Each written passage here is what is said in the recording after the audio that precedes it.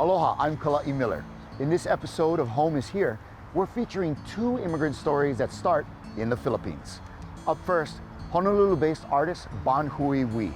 After a successful career in architecture, he channeled his creativity into his artwork, which has been featured at exhibitions in Taiwan, the Philippines, and Honolulu. You can see his artwork at public spaces like here at Cartwright Park in Makiki on Oʻahu. Let's take a glimpse into his whimsical world of creations.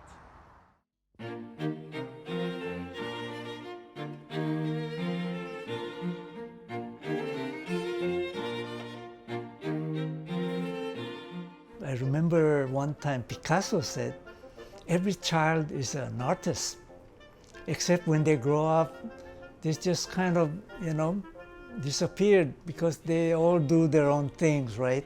Doing more serious stuff, and they forget their creative, just innocent art. I was born and raised in Philippines in a city called Bacolod.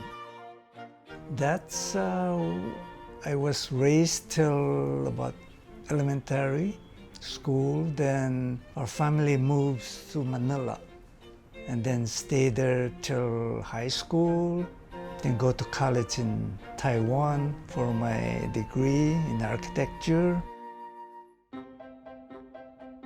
At that time, we didn't have a chance to expose to any professional people.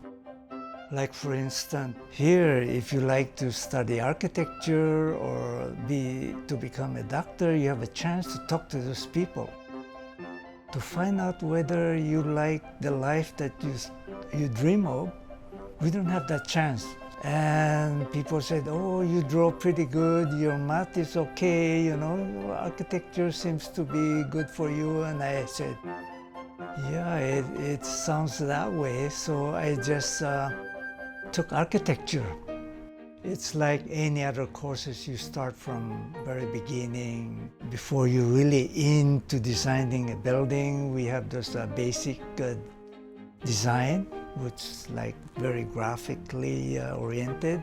And I begin to like it because there's a lot of thinking involved, creativity. I study architecture, Leonora studied math.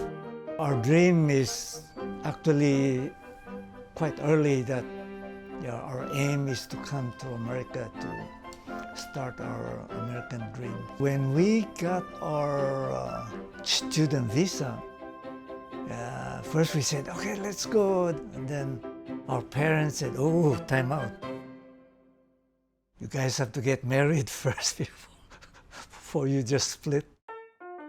So we quickly set up. One day, got engaged. The next day, we got married. And then the next day, we're gone. Then arrived in San Francisco in June 1965. After we found out that we might not get a job in San Francisco, so we decided to head out to New York, where Leonora's cousin is already there. Maybe we can kind of share with them an apartment, then look for a job, and take it from there, see how it goes. I remember my parents, relative, they came up with a check, $1,200. That's our capital here. Go for it. So we have to be very careful with our expense, right? So we took the bus, Greyhound bus, 3 days, and then we bought a loaf of bread, white bread, with a sandwich spread, and that's our 3 days meal. So after that, I never touched sandwich spread. So as we get into New York, the first day I go to interview, go for this agency, I got a job in architecture office. I was so happy. I was like, just like anybody else, you start from scratch, from the very bottom. Looking back, anything you do, you have to do it right. Work hard, and you don't have to worry whether they're watching you or not. Just do it right. Anything comes to your desk or drafting board, do it right, and they would recognize you. The first 6 years, I was in New York working. Then after 6 years, I was in Hawaii. After about 10 years from college, I became a partner, a design partner with Media 5.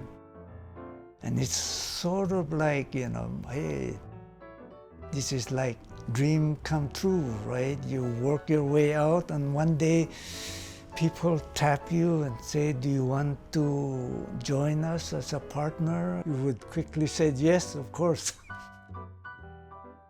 And when I reached that goal, all of a sudden, I feel something is not quite the way I look at it. Because once you become a partner, you're involved with the whole office financially and so forth. And I said, ooh, this is no fun. I thought design is always fun, and then now I'm involved with this. And then I have a second thought that, your dreams, you reach your dream, then there's something else that you didn't think of. I left Hawaii in '78. I came back in '87. Anytime within this work, I always continued my artwork, on my free time. I could never imagine doing this architecture rendering, this long hours, and then on-the-spot drawing, that all those animals start to get into me, and I like it.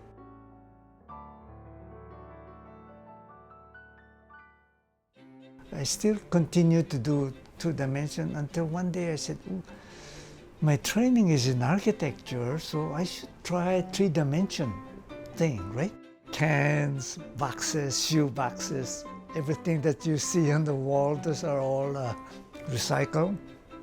I always have to think of the size I'm going to do. So if it's a square, it will be a square.